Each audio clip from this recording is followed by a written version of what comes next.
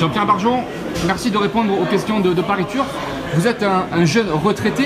On imagine que vous étiez paisible, tranquille après votre longue carrière professionnelle.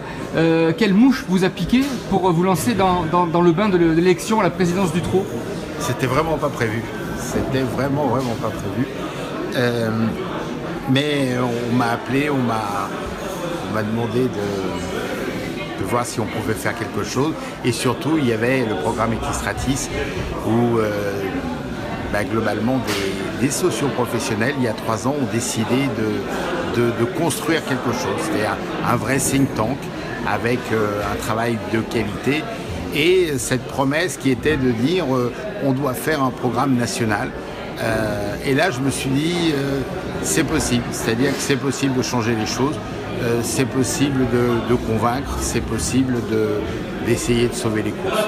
Est-ce que vous avez l'impression d'être au pied d'une montagne aujourd'hui ? Évidemment. J'ai envie de dire, moi, ce qui m'anime, c'est l'adversité. Et dans cette adversité, normalement, je suis candidat à la présidence, mais c'est pas possible. Sur le papier, c'est impossible. Pourquoi ? Vous avez 16 cooptés, vous avez un système de l'ancien monde. Et la plupart des gens qu'on rencontre sur le terrain nous disent mais à quoi ça sert de voter ? D'ailleurs, du reste, il y avait moins de 30% de votants aux élections la fois précédente. Donc, mais bon, c'est justement parce qu'il y a une crise gigantesque, il y a une urgence absolue. Et moi, je suis un entrepreneur. Et entrepreneur, ça veut dire vraiment avoir un crayon sur l'oreille, se poser les bonnes questions, trouver des résultats et délivrer. Donc, je suis à l'opposé de l'administrateur. Donc, c'est vrai, en tant que retraité, j'aurais pu être nommé administrateur dans une ou deux belles entreprises. J'y serais allé 5 fois dans l'année. On m'aurait invité à déjeuner, à dîner, en me disant votre avis est très intéressant, mais on s'en fout. Non. J'ai envie de dire... on met les mains dans la cuisine, on se relève les manches et puis on y va et on va convaincre sur ces élections et si on réussit, on va changer les choses. Vous êtes amené à devenir un candidat actif, présent sur le terrain, rencontrer les socioprofessionnels ? Le titre de notre campagne, c'est « Entreprendre pour sauver les courses ». Entreprendre, ça veut dire qu'il faut globalement changer, mettre de l'énergie, remettre des talents collectifs, enfin rendre les choses possibles, oublier le passé, oublier le copier-coller et avoir un certain optimisme parce que vraiment ça vaut le coup.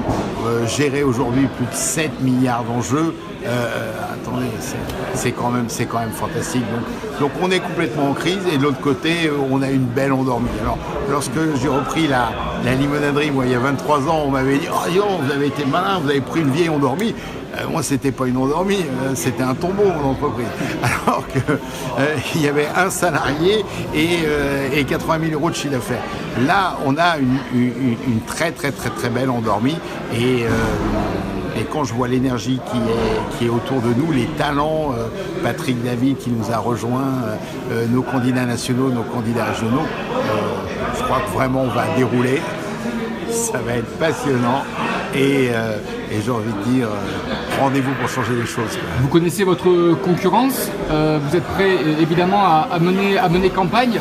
Votre position de challenger finalement, elle vous convient bien ? Moi ça a été ma vie de toute façon. Mais dans l'absolu, évidemment que j'avais un CV pour pouvoir être coopté, mais jamais j'aurais voulu gérer une institution démocratique en me disant vous n'avez pas été capable d'aller au contact des électeurs. Attendez, on est en 2019, donc si on prétend pouvoir apporter quelque chose, il faut convaincre, et si on convainc et qu'on est accepté, on va le faire. Et puis si on n'est pas accepté, la vie continue. Mais je suis contre cette idée qui est que nos institutions sont gouvernées par des gens. Donc dans l'absolu, aujourd'hui, on connaît déjà le nouveau président de la SECF. Est-ce que vous seriez prêt à répondre à l'invitation de Paris Turf pour un débat avec le potentiel futur président du Trot ? Nous avons besoin de convaincre, besoin de communiquer, besoin d'expliquer. Donc c'est oui. évidemment. Mais j'ai envie de dire que le plus intéressant à la limite, c'est qu'il n'y a pas vraiment d'idées très très différentes sur les idées fondamentales. Par contre, sur le mode opératoire, il va y en avoir. Nous, on est entrepreneurs, nous ne sommes pas administrateurs. Et la grosse différence entre administrer, c'est-à-dire gérer quelque chose, donner un avis, prendre position, analyser, et de l'autre côté, construire, manager, créer de la valeur tous les jours, ça, à mon sens, rien à voir. Donc je pense que ces dernières années, au sein de l'institution, on a eu des grands talents qui ont été des administrateurs et que l'administration ait tenté une nouvelle fois encore de remettre en place un administrateur. Là maintenant, on est dans un véritable enjeu, une véritable urgence où ça ne sera plus de l'administration qu'il va falloir faire, ça va être trouver de la valeur.